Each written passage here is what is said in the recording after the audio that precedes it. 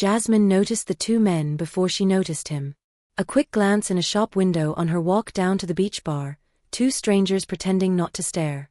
She'd brushed it off. Tourists. Locals. Whatever. But now, sitting at the bar with a spritz in hand, the memory tugged at her again. Same clothes. Same faces. Same too casual posture. She was still trying to decide if she was being paranoid when the flash hit. A sharp glint of metal. Small. Precise. Gone as quickly as it appeared. Her breath caught.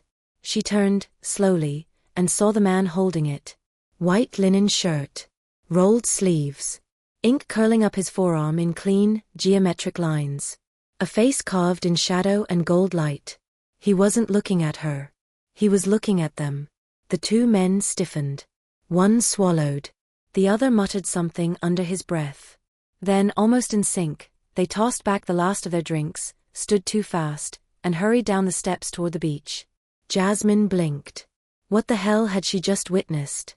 She looked back at the man with the knife, except the knife was gone now, tucked away like it had never existed. He lifted his glass, took a slow sip, and only then turned his head toward her. Their eyes met. Her pulse jumped. He didn't smile. Didn't nod. Didn't acknowledge what had just happened. He just watched her, steady, unblinking, assessing, like he was trying to decide if she was part of the problem or something else entirely. Jasmine swallowed, lifted her drink, and took a long, steady sip. She should have left. She didn't. Should have grabbed her bag, walked down the narrow steps, pretended she hadn't seen anything. Instead, she lifted her glass and drank. She drank because leaving would mean admitting she was scared. He sat 3 seats down, half lit by gold spilling in from the terrace. White linen shirt, collar open. Ink climbing his throat in sharp, geometric lines, more warning than art. Scarred knuckles resting on the bar. A jaw carved from stone. And he was watching her. Not the casual, appreciative look she'd gotten used to from European men. This was quieter. Sharper. Like he was mapping the room, the exits, and her. Especially her. Jasmine looked away. Her pulse didn't. She'd come to Positano for peace, quiet mornings on her balcony, afternoons with a book on the beach. After 3 years arranging impossible itineraries for impossible clients, she'd finally taken her own advice and escaped. Apparently, peace wasn't interested in her. You're American. The voice came from her left, low, controlled, close enough that she felt it before she turned. He'd moved without sound. Without warning. One moment 3 seats away, the next, right beside her. Up close, he was unfair. Sharp cheekbones. A mouth that looked cold until you noticed the softness in the lower lip. Eyes so dark they were almost black, steady, unblinking, dangerous in a way that made her fingers tighten around her glass. His hair fell across his forehead like he'd pushed it back 100 times and given up. Ink wrapped his arms beneath rolled sleeves, geometric lines, Korean characters, the curve of a dragon's claw. So are you, she said. American, I mean. Or raised there. A small shift at the corner of his mouth. Not a smile, something quieter. Good ear. Occupational hazard. She turned toward him fully. If he wanted to intimidate her, he'd have to try harder. She dealt with billionaires who thought tantrums were a form of communication. A beautiful man with a knife wasn't going to break her. Luxury travel, she added. You learn to place accents. And what else do you learn? How to spot trouble. Then you should leave. No threat. No heat. Just a fact. The sun was setting behind him, turning his silhouette into something mythic, dark edges against a sky of fire. Are you trouble? She asked softly. His gaze held hers for a beat too long. Then he leaned in, and she caught his scent, amberwood, smoke, something expensive and dangerous. I'm trying not to be. Her breath stuttered. There was something in his eyes, something restrained, something frayed at the edges, that made her stomach dip. This wasn't fictional danger. This was real. And she didn't look away. I'm Jasmine. His gaze moved over her face like he was memorizing it. Hey one. Korean. He nodded. Parents from Seoul. Born in New York. He signaled the bartender without breaking eye contact. The man appeared instantly, shoulders tight, eyes flicking between them like he was waiting for permission to breathe. Hey One ordered in flawless Italian. The bartender nearly bowed before retreating. You're good with languages, she said. I'm good with many things. His gaze dropped to her mouth, slow, deliberate, before returning to her eyes. Heat curled low in her belly. Why are you in Positano alone? What makes you think I'm alone? You've been here 3 days. His tone didn't change. Breakfast on your balcony. Beach in the mornings. Town in the afternoons. Alone. Her pulse jumped. That's either very observant or very creepy. Both. No apology. I pay attention to what interests me. And I interest you. Captivate, he corrected quietly. The words settled between them, heavy and certain. You're the first person in 2 weeks who's looked at me without fear. Something flickered across his expression, brief, bleak, gone before she could name it. She tightened her grip on her glass instead of reaching for him. Should I be afraid of you? She asked. Probably. But you won't hurt me. Never. It came out like a vow, pulled from somewhere deep inside him. His hand rested on the bar between them, close enough for her to see the scars, the calluses, the life he didn't talk about. But others might try, he said quietly. And I can't. His jaw tightened.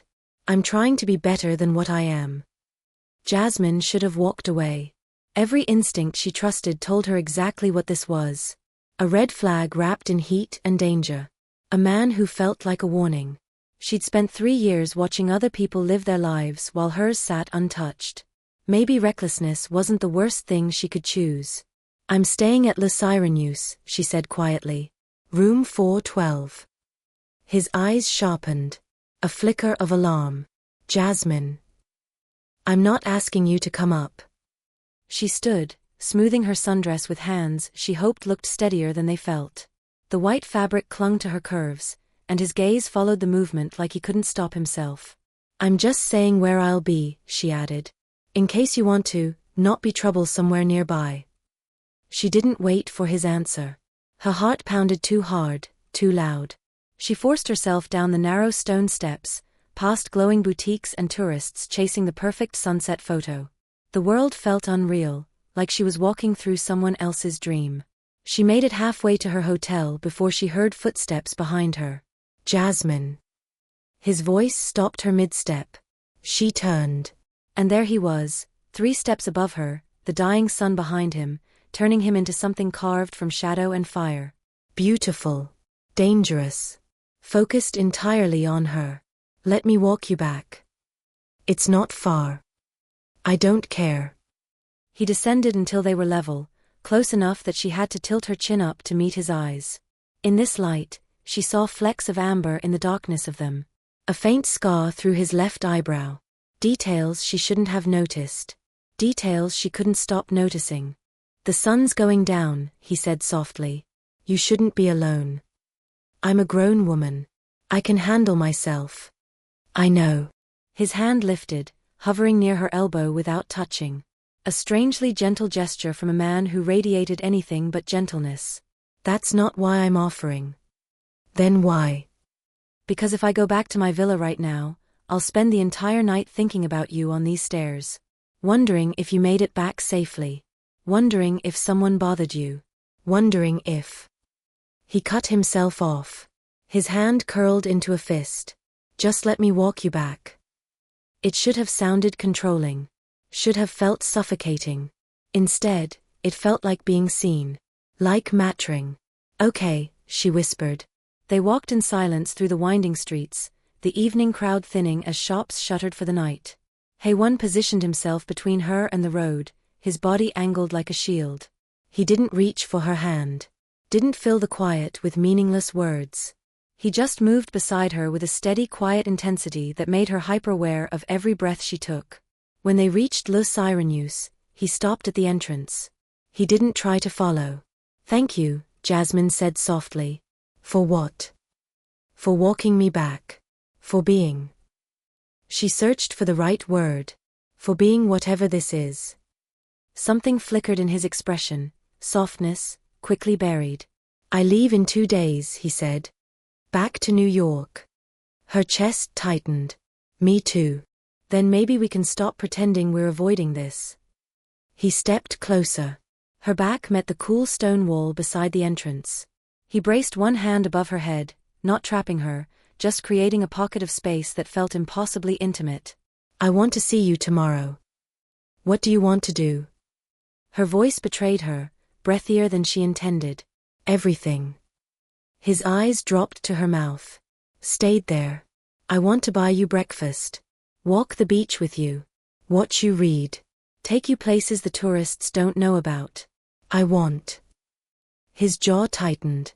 I want to pretend I'm someone who deserves to spend time with a woman like you. Her hand lifted before she could stop it, fingertips brushing the tattoo on his neck. He went still. Utterly still.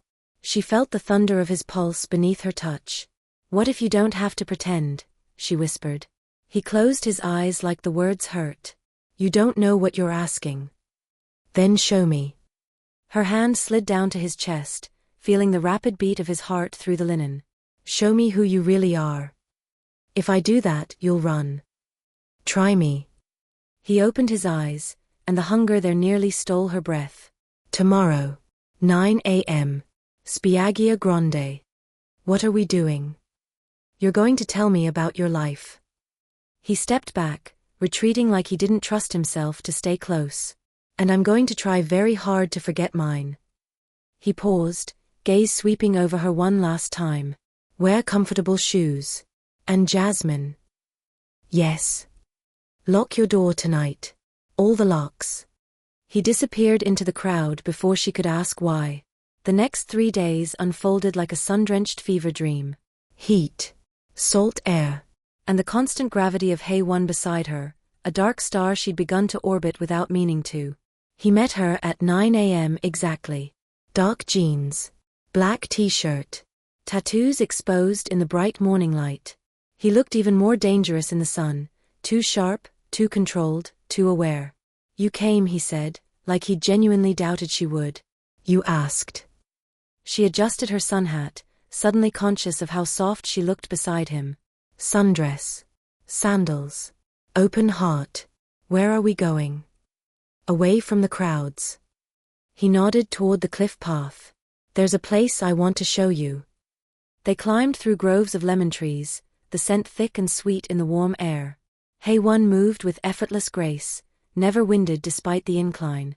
He kept glancing back to make sure she was close, his hand occasionally reaching out to steady her over uneven stone. Every time he touched her, even lightly, her breath caught. His touch was careful, reverent, almost.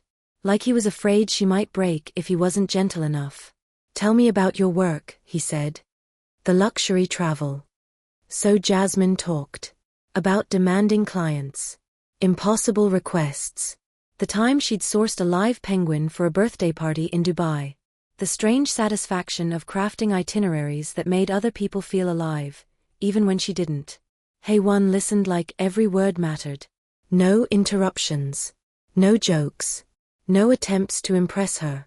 Just quiet, focused attention, the kind that made her feel seen in a way she hadn't expected. You love it, he said finally. I do. Is that weird? Most people think travel planning sounds tedious. Most people are idiots. He stopped at a break in the trees, nodding toward a narrow, hidden path. This way. They stepped out onto a tiny private beach tucked between cliffs and lemon groves. White sand. Water so blue it looked unreal. No one else in sight. Jasmine turned in a slow circle, breath-catching. This is incredible. It's yours. He wasn't looking at the view. He was looking at her. For today, at least. I know the owner. Of course you do. She kicked off her sandals, burying her toes in the warm sand. Let me guess, you did him a favor. Something flickered across his face. Dark. Quiet. Gone too fast to name. Something like that. They spent the morning on that beach, sunlight warming their skin, waves whispering against the shore. Jasmine learned that Kong Hay-1 was a contradiction in human form. He sprawled in the sand with the lazy confidence of a predator at rest, all coiled muscle and quiet danger, but when she asked him to put sunscreen on her back, his hands were impossibly gentle. His touch lingered at the curve of her spine like he was memorizing her. He didn't talk much about himself. He deflected her questions with the ease of someone who'd spent a lifetime hiding the truth. But she gathered pieces. 32. Manhattan born. 5 languages. 30 countries. And in Italy because he'd been sent to cool off. What kind of trouble? She asked. He sat beside her, one knee up, sunglasses hiding his eyes. The kind that makes people worry I'll do something regrettable. And will you? Not while I'm here. He reached out, tucking a curl behind her ear. His fingers lingered against her jaw, warm, careful. You make me want to be calm. Is that unusual? You have no idea. That night, he took her to a tiny restaurant carved into the cliffside. Perfect seafood. Cold wine. Soft candlelight. Heir charmed the elderly owner in Italian, and Jasmine watched him laugh, really laugh, his whole face transforming. Something dangerous bloomed in her chest. This was supposed to be a fling. A story to tell her friends. Not this. Not the way her pulse reacted to him. Not the way her world tilted when he smiled. What? He asked, catching her staring. You're different when you smile. Different how? Less terrifying. He sobered instantly. I don't want to terrify you. You don't. She reached across the table, covering his scarred hand with hers. You make me feel safe. Which is ironic, considering. Considering what?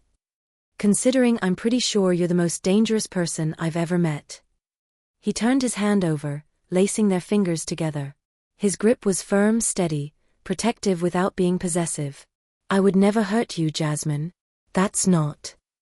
His jaw tightened. You're separate from all of that. All of what? Everything else. He lifted her hand to his mouth, pressing a slow kiss to her knuckles. Heat shot up her arm, settling low in her stomach. You're like this place, he murmured. Separate. Sacred. They walked back to her hotel the long way, weaving through Positano's narrow streets. Heir kept her hand in his thumb tracing slow, absent patterns on her skin, like he didn't even realize he was doing it.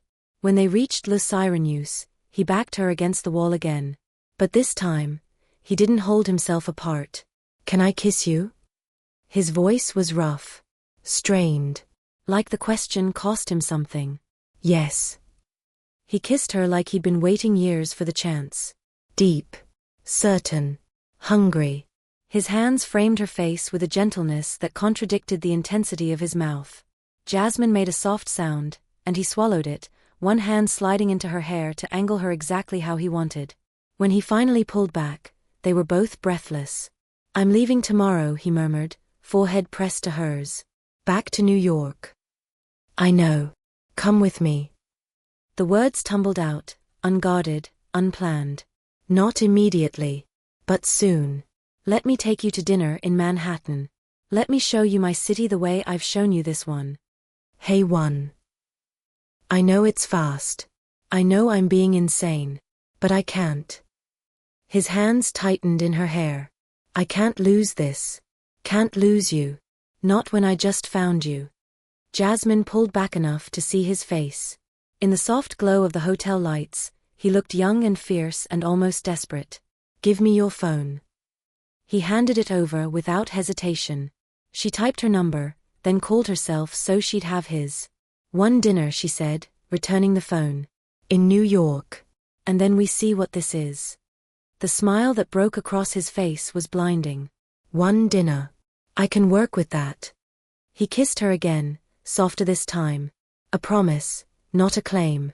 Neither of them noticed the 2 men across the street. Didn't see the camera flash behind a raised phone. Didn't hear the quiet, urgent voice on the call. Peace never announces when it's about to break. Jasmine's last full day in Positano began like a dream she wasn't ready to wake from. A knock at her door. A hotel employee holding the most extravagant bouquet she'd ever seen, white roses and lemon blossoms arranged with effortless elegance. The card was simple. We're something you can walk in. I'm stealing you for the day. H. Her heart did something reckless. At 10, He arrived in a sleek black car that moved through the coastal roads like it belonged there. Hae-won stepped out looking devastating. Dark slacks, crisp white button-down, sleeves rolled to reveal tattoos and forearms she was already too familiar with. His hair was still damp, like he'd rushed to get to her. When he helped her into the car, his hand lingered at the small of her back, warm, steady, claiming without trying to. "Where are we going?" she asked as they pulled away. "Everywhere you haven't been yet." He glanced at her, something lighter in his expression today. "I want to show you the Amalfi Coast the way locals see it." They drove south to Amalfi, weaving through medieval streets older than memory. Hae-won moved through them with the confidence of someone who'd walked them 100 times. He bought her handmade paper from a 13th-century family shop. Took her to a tiny cafe where the sfogliatella melted on her tongue. Held her hand as they explored the cathedral, his thumb tracing slow, absent patterns on her skin that made it impossible to focus on the mosaics. "You've been here before," Jasmine said as they stepped back into the sunlight. "Recently, I mean. You know this place too well." "I've been here 3 weeks." He guided her down a quieter street. "Trying to remember who I am when I'm not." He stopped, jaw tightening. "Trying to be someone better." "You keep saying that," she murmured. "Someone better." "Because it's true." Jasmine stopped walking, forcing him to face her. In the narrow street with ancient stone rising around them, he looked like something out of time, a warrior in modern clothes, carrying battles he didn't talk about. "What did you do, Hae-won? What are you atoning for?" His jaw flexed. For a moment, she thought he'd shut down.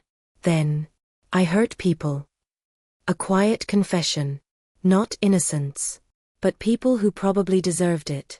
"And I did it because I was angry. Because I've spent my whole life being angry, and it finally found a target." He lifted both hands to her face, cupping her cheeks with a gentleness that didn't match the words. "And then I met you. And suddenly I couldn't remember why I was so angry in the first place." Her heart cracked open. "Hae-won.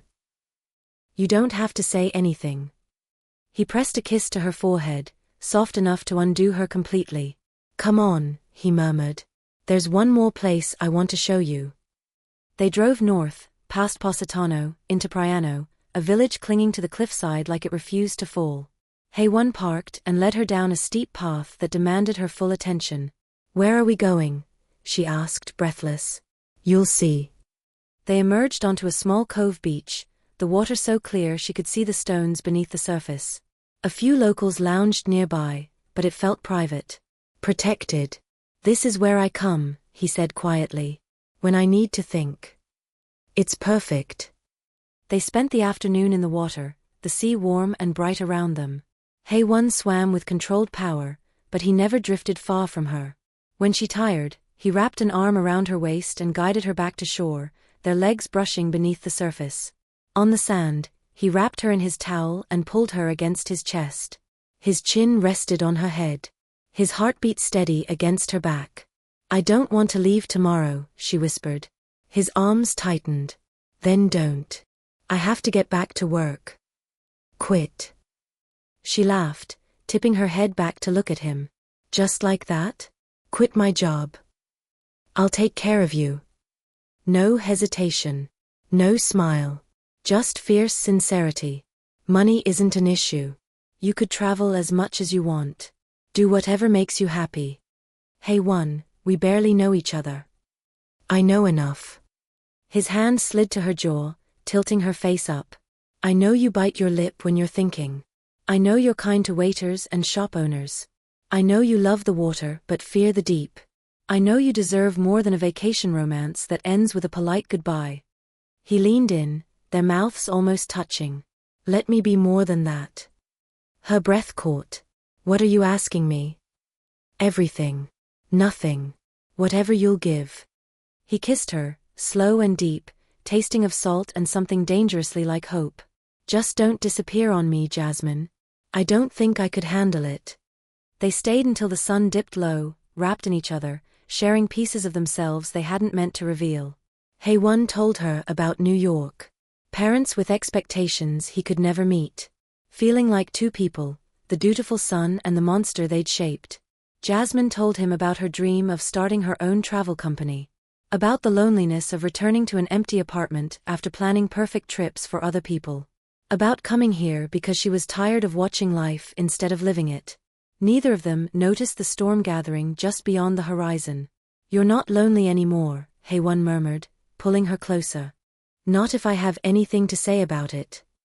The sky shifted into purples and golds as they packed up to leave. He helped her up the steep path, his hand never once leaving hers, not guiding, not pulling, just there. Steady. Warm. They were almost to the car when Jasmine realized she'd left her sunglasses on the beach. "Wait here," Haewon said. "I'll get them. I can come with you." "Stay. Gentle. Absolute. Please." He jogged back down the path, disappearing around a bend.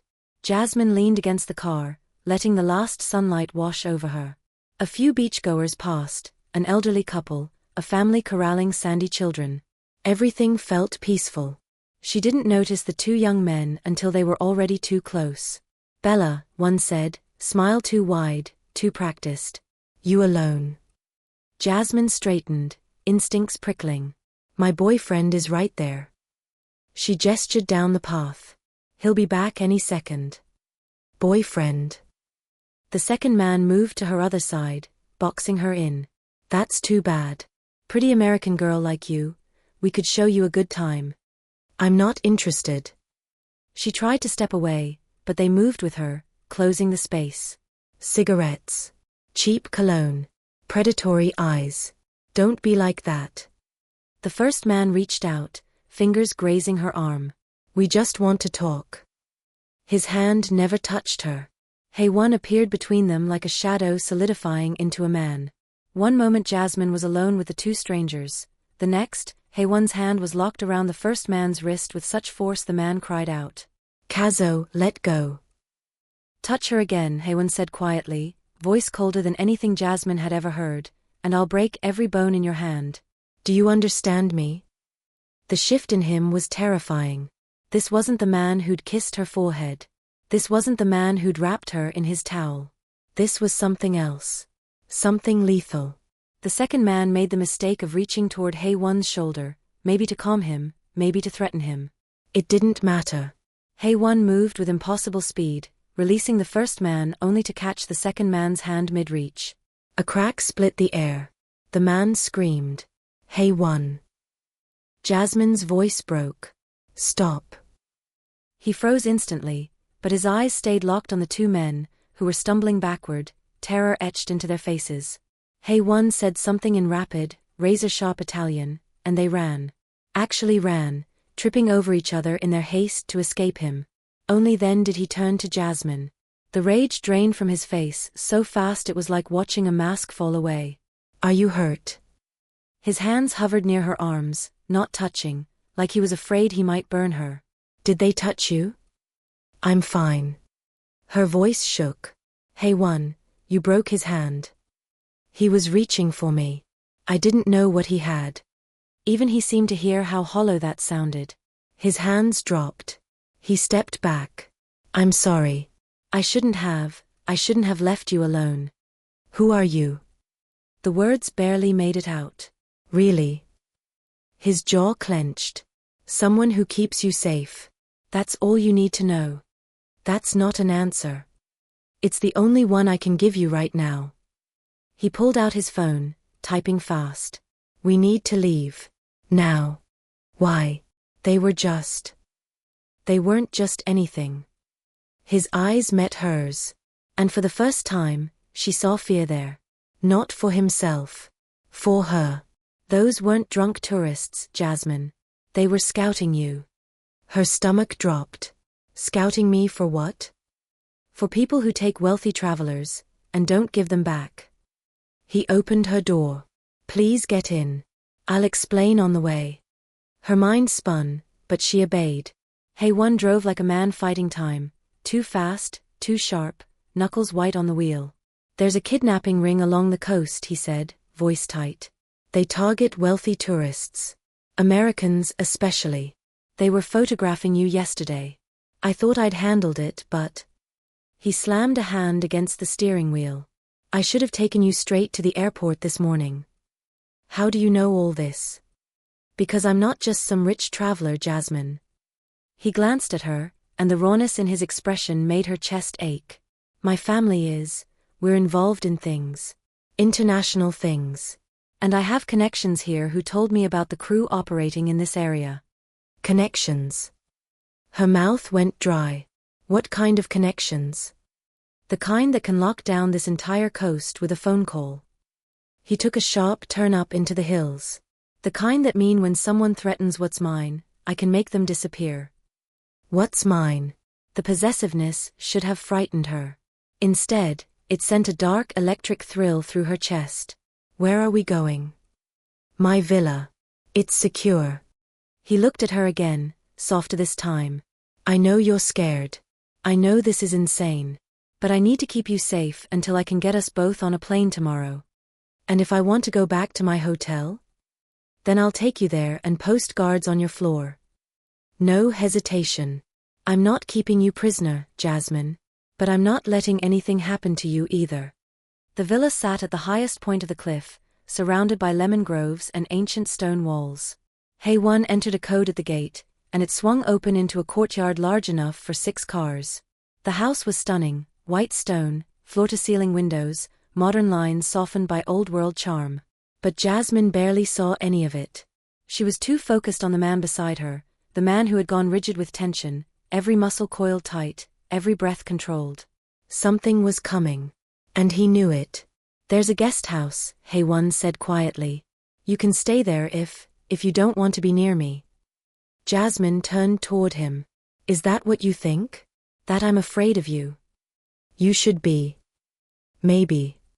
She reached for his hand. His fingers were still trembling, adrenaline leaking through the cracks in his control. But I'm not. Jasmine. You protected me. You didn't hurt me. You hurt someone who was trying to hurt me. She squeezed his hand, grounding him. I'm not going to pretend I understand your world. Or that I'm not completely out of my depth. But I trust you. The word tasted dangerous in her mouth. He let out a sound, half laugh, half broken. You're either very brave or very stupid. Maybe both. She unbuckled her seatbelt. Show me the inside? The villa was breathtaking, exposed beams, marble floors, antique furniture softened by modern art. French doors opened onto a terrace overlooking the sea. For a moment, Jasmine forgot the danger. Forgot the fear. Forgot the men on the beach. This is yours, she asked. For now. I'm renting it.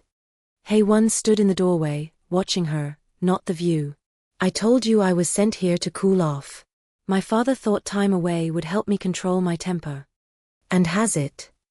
I thought so. His smile was bitter. But then those men touched you, and I wanted to kill them. Not hurt them. Kill them. That's who I am, Jasmine. That's what I've been trying to tell you. She walked back to him, stopping just inside his space. Up close, she could see the tension in every line of his body, the war behind his eyes. You didn't kill them, she said softly. You stopped when I asked you to.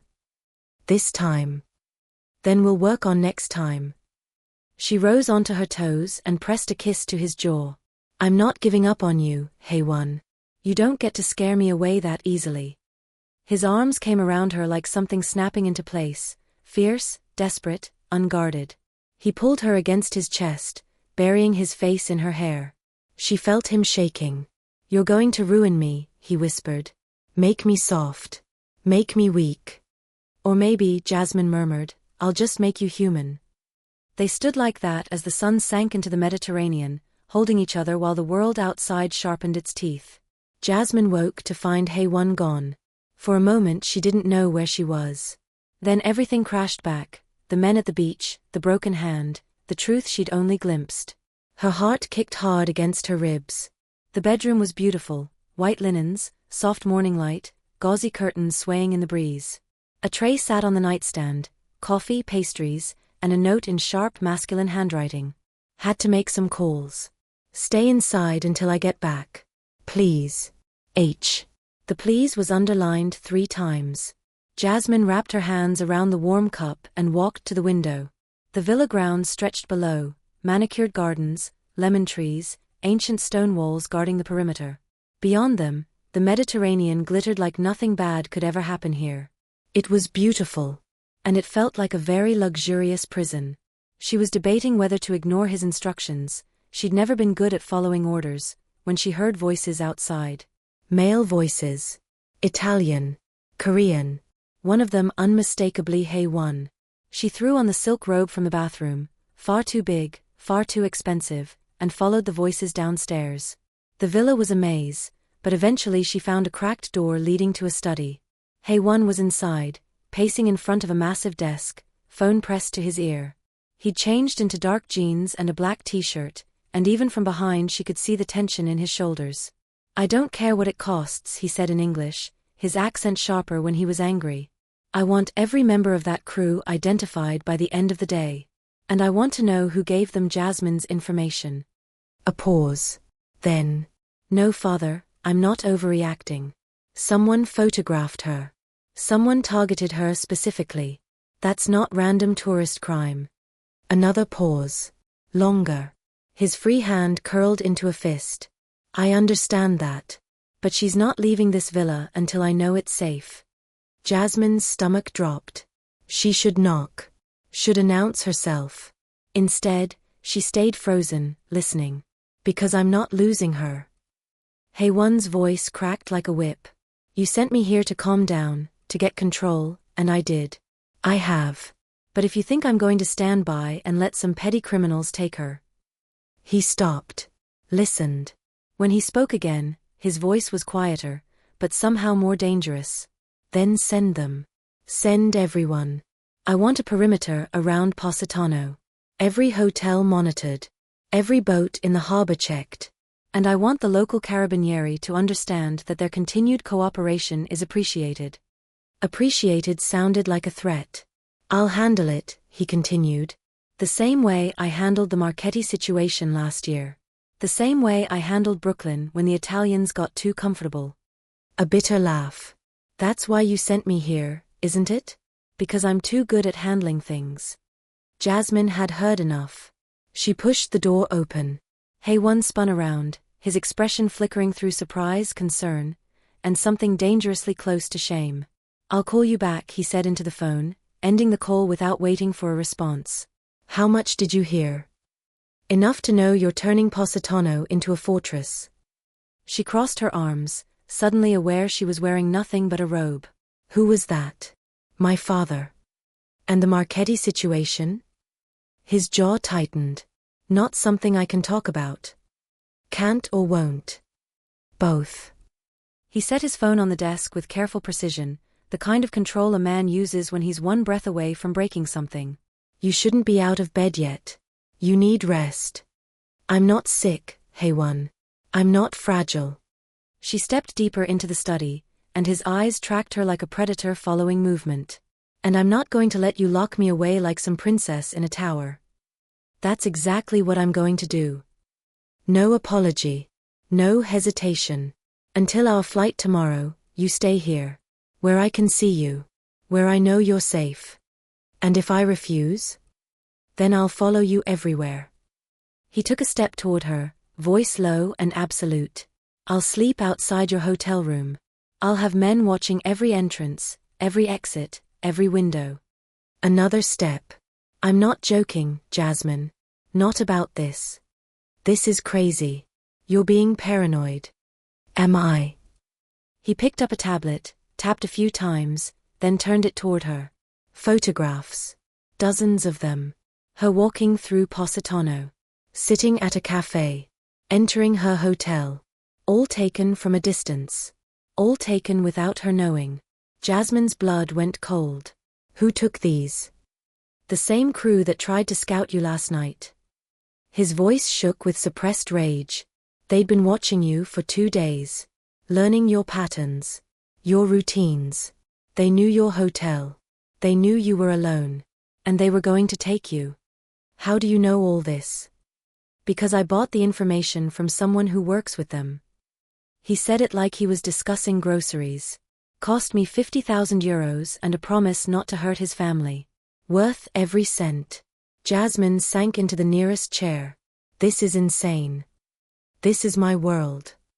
Hae-won knelt in front of her, taking her hands in his. His grip was gentle, but tension vibrated through him like a live wire. I know it's not fair. I know this isn't what you signed up for when you agreed to have dinner with me. But now that you're in it, I can't just walk away and hope for the best.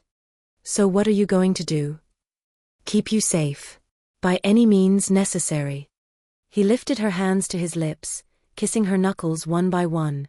And once we're back in New York, once you're somewhere I can control the variables, you can decide if you want anything to do with me. What if I've already decided? His eyes snapped to hers, raw, vulnerable, unguarded. Jasmine. I'm not stupid, Hae-won. I know what you are. She squeezed his hands. I figured it out yesterday. Maybe earlier. You're in the Mafia. Or the Korean version of it. Your family runs organized crime. You're the heir. And you came here because you did something that scared even them. He didn't deny it. Didn't flinch. Just watched her, waiting for her to run. And I should run, Jasmine said softly. I should be on the first flight back to New York. Block your number. Pretend this never happened. That's what a smart woman would do. Yes. But I don't want to be smart. The words spilled out, breathless and true. I want to be reckless. I want to see where this goes, even if it's dangerous. Even if it's insane. Because I've spent my whole life being careful, and where has it gotten me? Alone. Safe, but alone. Hae-won made a sound like she'd hit him. You don't know what you're saying. I know exactly what I'm saying. She slid off the chair, kneeling in front of him so they were eye to eye. I'm saying I want to stay. Not just for today, but after. I'm saying I want to see your world, even the ugly parts. I'm saying. She knew this choice would cost her something. She just didn't know what yet. Her breath trembled. I'm saying I'm falling for you, Kong Hae-won. And that terrifies me more than any kidnapping crew. He kissed her. Not the careful, controlled kisses from before, but something desperate, consuming, claiming. His hands fisted in her hair, angling her head, and Jasmine melted into him with a soft sound she couldn't hold back. When they finally broke apart, breathless, he pressed his forehead to hers. You're going to be the death of me. Funny, she whispered. I was thinking the same thing about you. He laughed, raw, surprised, and pulled her against his chest. They stayed like that on the study floor, wrapped around each other while sunlight painted shifting patterns across the walls. What happens now? She asked eventually. Now you let me be paranoid for one more day. He tucked a curl behind her ear, thumb brushing her cheek. Stay in the villa. Let me lock down the coast. Let me make sure no one can touch you. And tomorrow, we fly home together. Together. Did you think I was letting you out of my sight? His smile was sharp, dangerous, beautiful. You're sitting next to me on that plane, Jasmine. First class. Private security. And when we land in New York, you're coming to my apartment until I figure out who in this organization was stupid enough to target you. That sounds suspiciously like another prison. It's a penthouse in Tribeca with a view of the Hudson. He stood, pulling her up with him. If you're going to be trapped somewhere, it might as well be luxurious. He laced their fingers together. Come on. Let me show you the rest of the villa. If you're going to be stuck here, you should at least know where everything is. The tour was illuminating. The villa wasn't just beautiful, it was fortified. Reinforced glass. Biometric locks. Security cameras hidden in the molding. Motion sensors in the gardens. And what Hae-won casually called the safe room in the basement. Jasmine realized then that she wasn't just inside his villa. She was inside his world. And there was no going back. This is not a normal vacation rental, Jasmine murmured as they stepped onto the main terrace, the sea stretching out in endless blue beneath them. It belongs to an associate of my father's. Hae-won wrapped his arms around her from behind, chin resting lightly on her head. Someone who understands the need for security. I've been staying here since I arrived. Safer than a hotel. How long are you supposed to stay? As long as it takes. His hands splayed across her stomach, grounding her even as his voice went quiet. They sent me here after I nearly started a war with the Italian families in Brooklyn. There was a dispute over territory, and I handled it poorly. Meaning I left 3 men in the hospital and their boss in a body bag. He said it so calmly it took her a moment to process. It was justified. They touched our operations. Hurt our people. But I was supposed to negotiate, not annihilate. So here I am, learning to count to 10 before I throw a punch. Jasmine turned in his arms, looking up at him. And has it worked? I thought so. His expression darkened, bleak, honest. Until yesterday, when those men touched you, and I wanted to paint the pavement with their blood. I'm trying, Jasmine. Trying to be someone you can be proud of. But I don't know if I can change what I am. I'm not asking you to change. She cupped his face, thumbs brushing the tension from his jaw. I'm asking you to let me in. Let me understand. Let me help carry some of this weight. You don't know what you're offering. Then explain it to me. So he did. Over breakfast on the terrace, sunlight warming the table between them, Hae-won told her everything.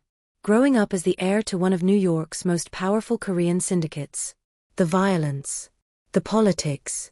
The impossible expectations. The way he'd been shaped into a weapon, pointed at problems, expected to eliminate them. My father thinks I'm too emotional, he said, pushing food around his plate. Too hot-headed. Too quick to violence. He's probably right. But I don't know how to be cold like he is. Calculated. I feel everything too much, and when I feel threatened, I lash out. And that's why you're here. That's why I'm here. He finally looked at her, vulnerability softening every sharp line of his face. But then I met you, and for the first time in my life, I wanted to be calm. Wanted to be gentle. You make me feel like maybe I could be more than just a blunt instrument. Jasmine reached across the table, taking his hand. You are more than that. I've seen it. Have you? His laugh was bitter. Or have you just seen me on my best behavior? Wait until you see me in New York, dealing with my actual life. You might change your mind. I won't. You can't know that. Watch me. The rest of the day unfolded in a strange, suspended quiet, a limbo between danger and something that felt dangerously like domesticity. Hae-won made calls in Korean and Italian, words like perimeter, surveillance, extraction drifting through the villa like smoke. The house became a command center for an operation she couldn't fully see. But between the calls, there were moments that felt impossibly soft. Hae-won teaching her Korean phrases, correcting her pronunciation with a smile he didn't show anyone else. Jasmine reading aloud while he worked, his hand absently stroking her ankle where her feet rested in his lap. Him cooking dinner, shockingly well, and feeding her bites of pasta as the sun melted into the horizon. It felt normal. Dangerously normal. Like they were any couple spending a quiet evening together, instead of a Mafia heir and the woman he was trying to keep alive. That night, Jasmine couldn't sleep. The photographs haunted her, the angles, the distance, the fact that she'd been watched without knowing. Around midnight, she padded downstairs for water. She found him on the terrace, standing at the railing in nothing but dark sweatpants, tattoos stark against his skin in the moonlight. He looked like something carved from shadow and starlight. Can't sleep? He asked without turning. How did you know I was here? I always know where you are. He glanced back, expression softening. Come here. She went to him, letting him pull her against his chest. His skin was warm despite the cool night air, his heartbeat steady beneath her cheek. I'm scared, she whispered. Not of you, but of all of this. Of how fast everything is moving. I know. His arms tightened around her. I'm scared too. You? You're not scared of anything. I'm terrified of you. He tilted her face up, thumb brushing her cheekbone. Terrified of how much I feel. How much I need. How completely you've wrecked every plan I had for my life. Is that a bad thing? I don't know yet. He kissed her softly, a question, not a demand. Ask me again in 6 months. If you're still around. I'll be around. Promise. Promise. He kissed her again, deeper this time, and Jasmine melted into him. His hand slid down her back, pulling her closer, and when he lifted her, she wrapped her legs around his waist without thinking. Jasmine, he breathed against her mouth. Tell me to stop. No. He carried her inside without another word. The attack came at 3 a.m. Jasmine woke to the sound of breaking glass, sharp, violent, and Haewon already out of bed, moving with lethal purpose. In the dim hallway light, she saw him pulling on jeans, reaching into a drawer she hadn't known existed. He pulled out a gun. Stay here, he ordered, voice stripped of warmth, stripped of everything except cold purpose. The man who had held her hours ago, gentle, careful, almost tender, was gone. In his place stood something harder. Sharper. Deadly. Lock the door behind me. Don't open it for anyone but me. Haewon. Now Jasmine. He was already moving, the gun held with a familiarity that made her stomach twist. And call this number if you don't hear from me in 10 minutes. He rattled off digits, fast, precise. She scrambled to memorize them. Tell them Prince of Ash. They'll know what to do. Then he was gone.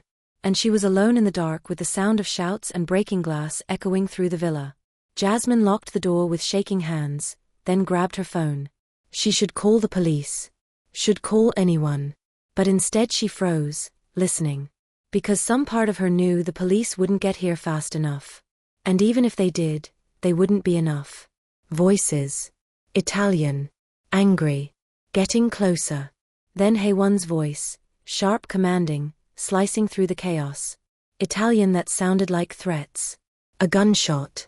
Then another. Jasmine bit back a scream.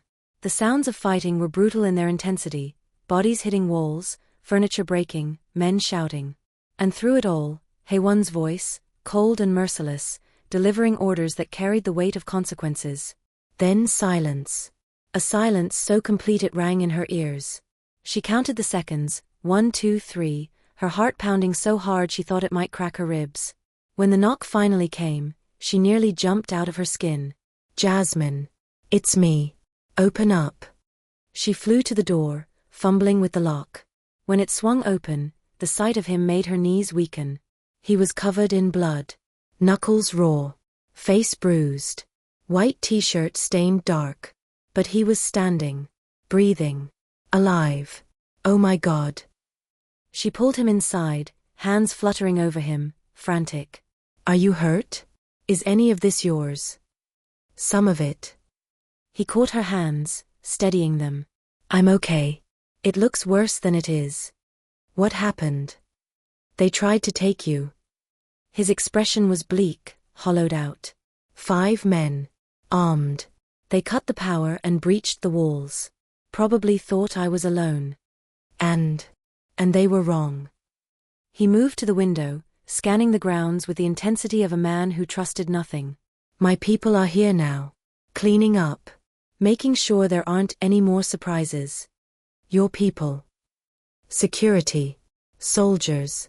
Whatever you want to call them. He turned back to her, something haunted in his eyes. I told you, Jasmine. This is my world. This is what it looks like. She should have been horrified. Should have run. Instead, she walked to him and wrapped her arms around his waist, blood and all. Are they gone? The men who came. 2 of them. Flat. Unapologetic. The others will wish they were. Good. The word left her before she could stop it, and scared her when it did. His head snapped up, eyes widening. Jasmine. Good. She held his gaze, steady.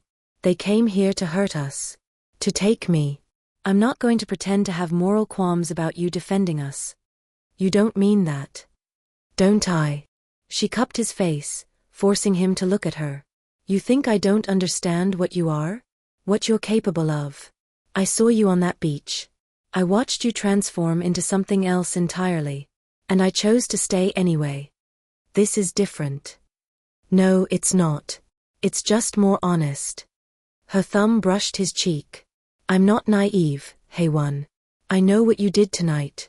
And I'm grateful. Because if you hadn't. Her voice cracked. If you hadn't been who you are, I'd be gone. And I don't want to think about where. He kissed her like she was the only thing keeping him alive, desperate, consuming, edged with fear he couldn't hide. When they finally broke apart, he pressed his forehead to hers, breath ragged. I need to finish this, he whispered. The crew that targeted you, they need to know what happens when they touch what's mine. What are you going to do? What I do best. His smile was sharp and cold. I'm going to burn their operation to ash. Every member. Every safe house. Every cent. By sunrise, they won't exist. The Prince of Ash. She remembered the phrase he'd told her to use. That's what they call you. Among other things. He kissed her forehead. Get dressed. We're leaving in an hour. My jet is waiting in Naples. I want you in the air before anyone else tries something stupid. Where are we going?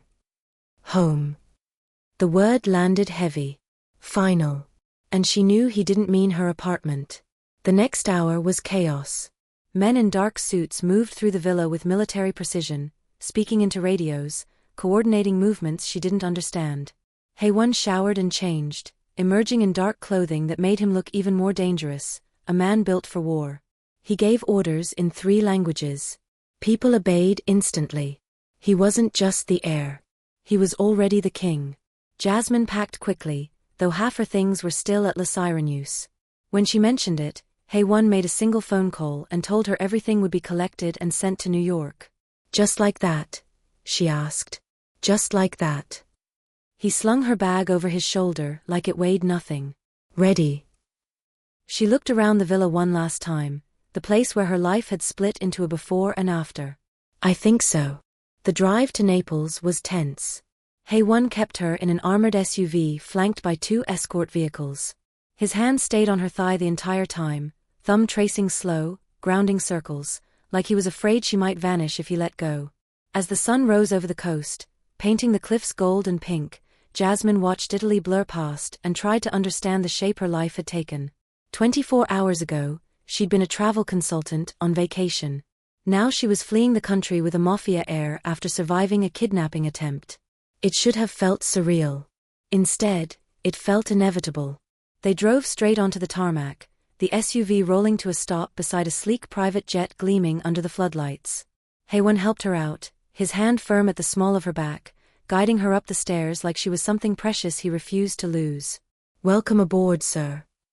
The flight attendant's smile was professional, but Jasmine saw the flicker of nerves beneath it.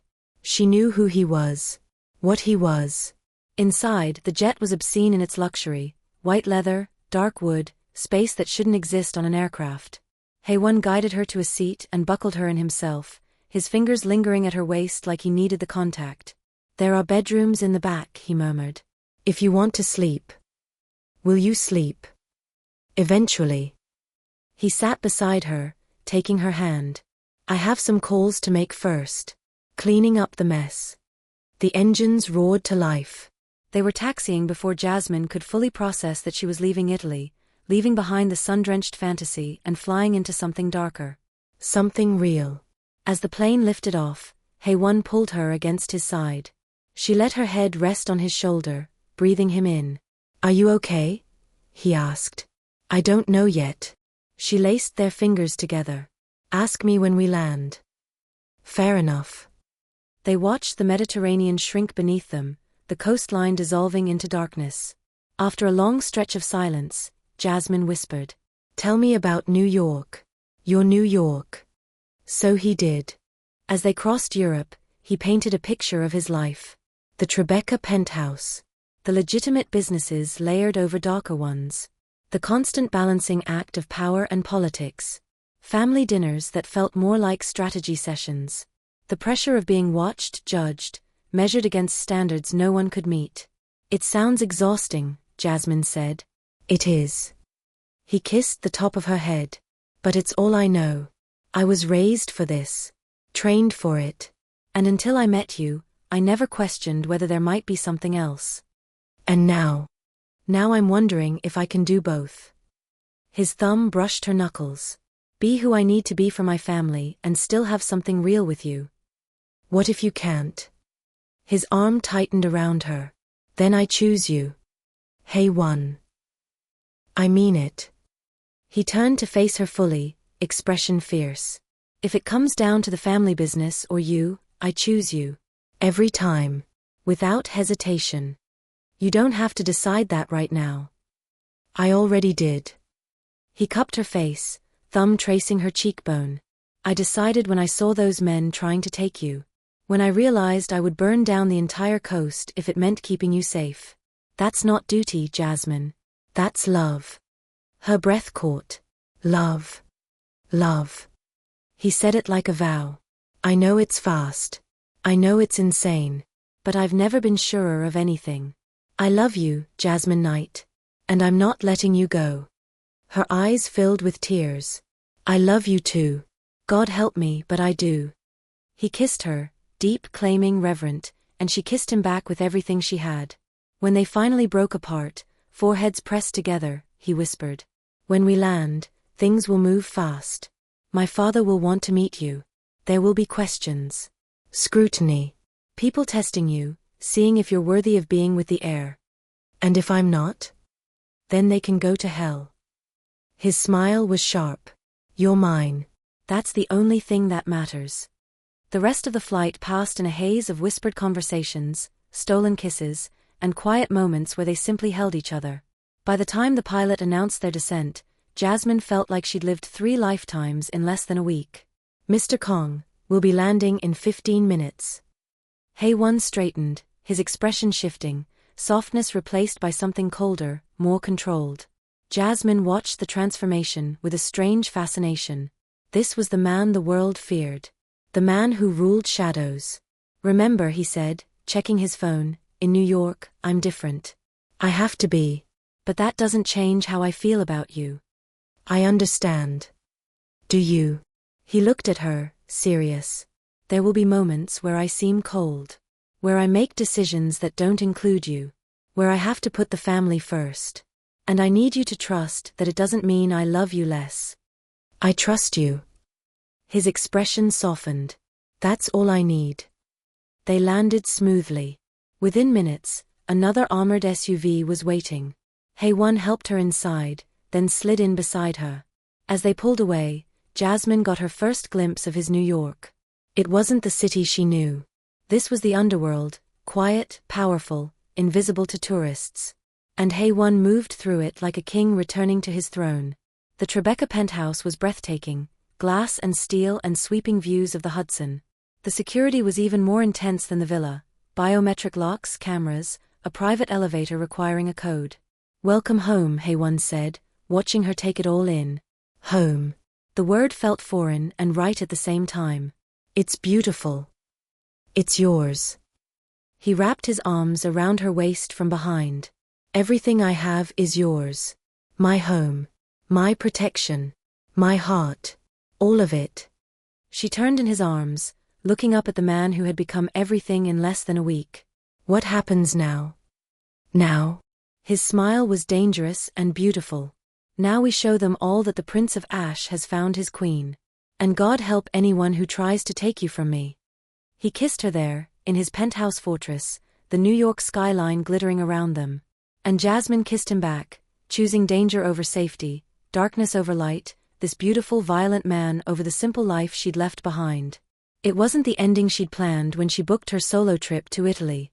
It was so much better.